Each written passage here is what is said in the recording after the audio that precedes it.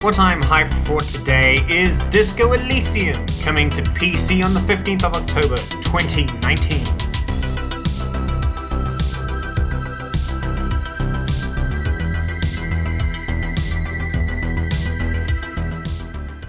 Do you have conversations with yourself? I know I have. Have different parts of your brain affected your decision making, your approach to situations, the way you view the world? Absolutely. Well, this seems to be a big focus of the upcoming open world murder mystery RPG, Disco Elysium, developed and published by ZAUM.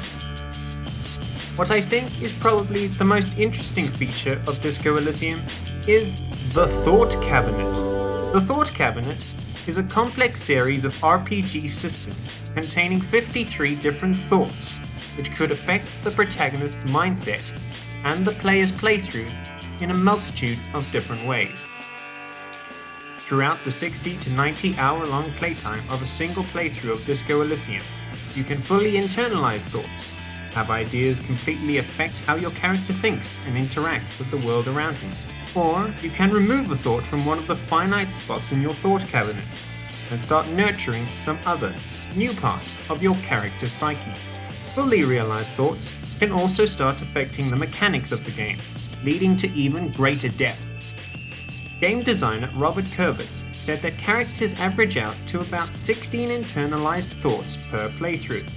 As if this huge thought cabinet system wasn't enough to define your character, Disco Elysium also features 24 different skills to mess around with, a large closet's worth of clothing options, a variety of weapons to wield, and several psychoactive substances to drink. All of these systems work in tandem with one another to really personalize your character build. If becoming a violent, knife-wielding, wife-beater-wearing cop who spends all his free time working out isn't exactly your scene, you could end up building a flamboyant, peace-loving liberal who'd rather be singing karaoke. Or you could just become some ambivalent, who cares type, who fails at everything, because in Disco Elysium, failure is just part of the game. Dude!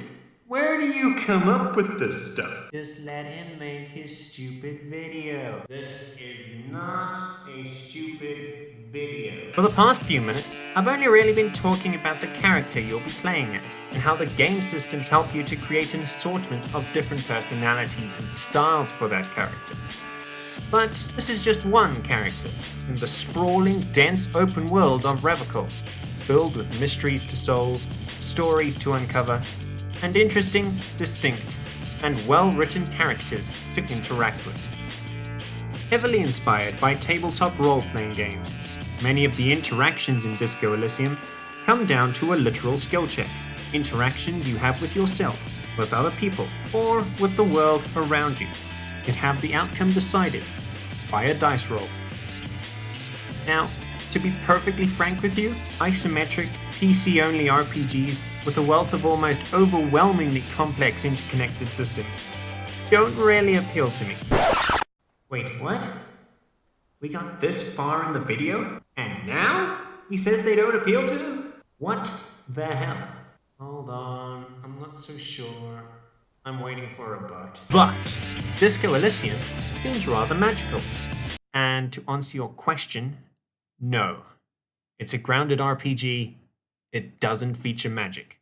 The way they've constructed the systems and the world of the game has been truly fascinating. And I honestly really want to dive deep into it and see what kind of character I end up building. Will I go full Sherlock Holmes? Will my love of Veronica Mars creep into the way my character thinks? Or will I end up with some hard-boiled cop straight out of a pulp magazine? Either way, I can't wait to see what kind of stories the game has to tell. If what I've talked about has piqued your interest as well, I would have to recommend checking out its website, as that explains it all far better than I can. I'm hyped for Disco Elysium coming out on PC on the 15th of October 2019.